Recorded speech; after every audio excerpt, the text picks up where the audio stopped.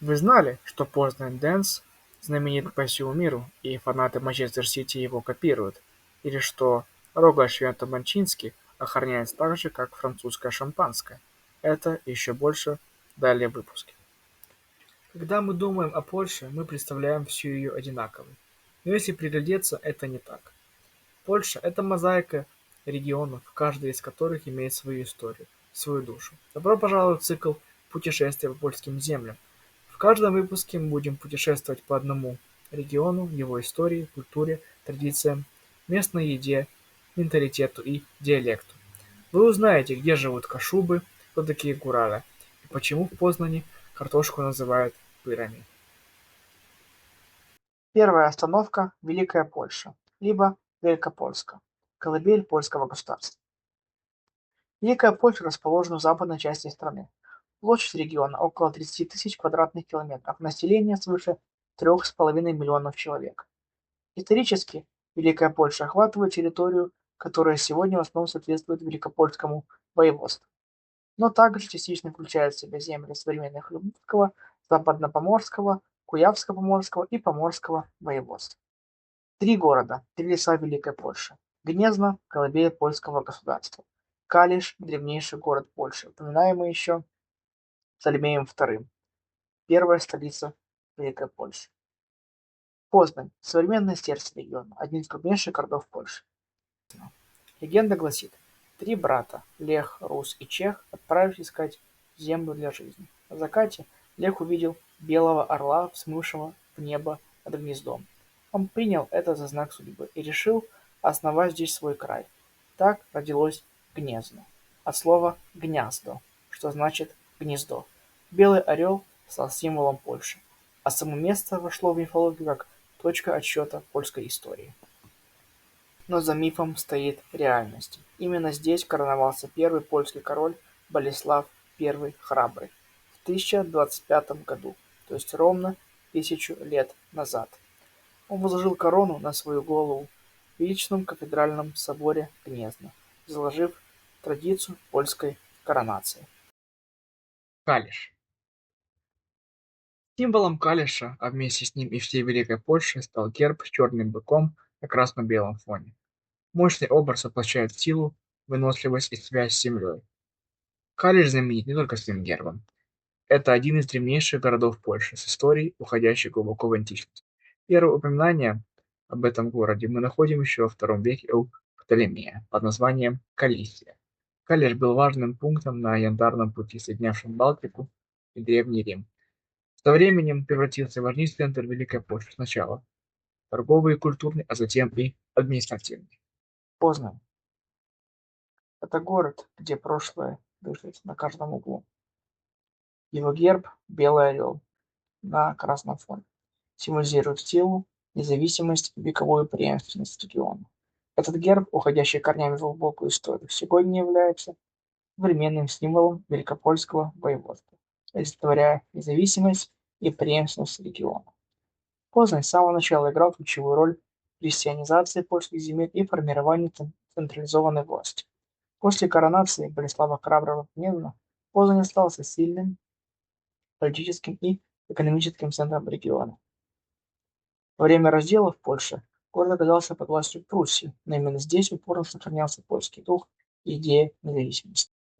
Один из самых узнаваемых символов города — козлики на башне ратуши, которые каждый день ровно в полдень А-22 года и в 3 часа дня сталкиваются с рогами на глазах у туристов. Легенда гласит, что козлики сбежали от повара и влезли на башню, чтобы стать частью истории города. В XX веке Познань снова оказалась в эпицентре истории. Восстание, Познанский июнь 1913 года. Это было первым массовым выступлением против коммунистической диктатуры в Восточном блоке. Рабочие завода имени Сталина начали с требования повысить зарплаты и улучшить условия труда. А закончилось все масштабным протестом против режима. Восстание было подавлено с ужасающей жестокостью. Погибло от 57 до более 100 человек. Сотни получили ранения. Ну и, конечно, говоря о Познани, невозможно не упомянуть футбольный клуб Лех Познань, который неоднократно был чемпионом Польши и также участвовал в играх Лиги чемпионов. Болельщики Леха знамениты по всей Европе своей страстью и преданностью, создавая на матчах неповторимую атмосферу. Особенно известным стал так называемый «Познань Дэнс», когда после забитого гола или победы фанаты поворачиваются спиной к полю, цепляются руками за плечи и начинают синхронно прыгать. Этот жест стал настолько культовым, что его подхватили болельщики по всей Европе, включая английский клуб Манчестер Сити. Познанский гол. Локальный диалект, который сформировался под сильным влиянием немецкого языка и местных великопольских наречий. С конца XVIII века до начала XX Поза находилась под контролем Пруссии. Тогда же в речь и проникло большое количество немецких слов и выражений. Сегодня, несмотря на то, что число носителей познанского говора уменьшается, по-прежнему остается важной частью культурной идентичности региона. Большой вклад в популяризацию познанской гвары внесла радиопередача «Блубры Старого Мариха», которая выходила с 83 по 99 год. Главного героя озвучивал ныне покойный Мариан Погаш, который в характерной манере комментировал повседневную жизнь Познани текстами Юлиуша Кубла.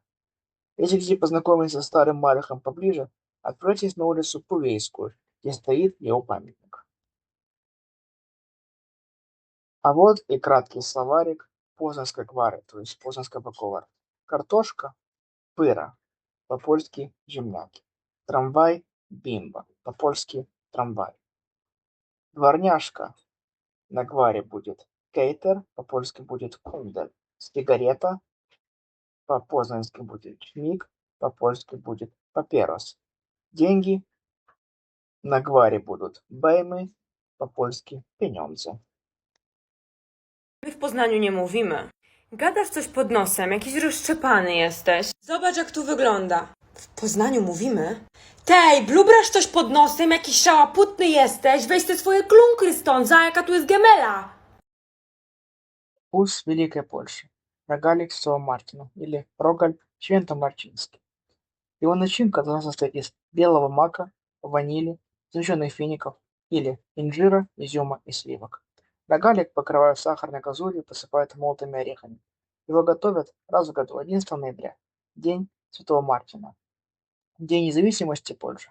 Так отмечается в этот день, и теперь рогалик стал символом и этого государственного праздника. За один день познанцы съедают до 1,5 тонн этих рогаликов. Название защищено Европейским Союзом, так что настоящий рогалик Святого Мартина можно попробовать только здесь. Пыры с гжики, то есть вареная картошка в мундире, подаваемая с гжики. Нежной творожной маской с добавлением сметаны и свежего зеленого лука. Идеально. Летом подают часто холодным. И, наконец, слепые рыбы. Несмотря на название слепые рыбы, в этом традиционном супе рыбы нет, никогда не было. Это густой картофельный суп на овощном бульоне. Его название происходит от того, что он обычно не варился на мясе, поэтому в нем не было жирных глазиков. Великая Польша – это история и инноваций, легенды и вкус. От Гнезна до Калиша, от рогалика Святого Мартина до слепых рыб. Здесь прошлое и будущее встречаются каждый день. Почувствуйте ритм региона, его корни крепки, горизонты бесконечны. Спасибо за просмотр, ставьте лайки, подписывайтесь на канал. Следующая остановка – Мало Польша.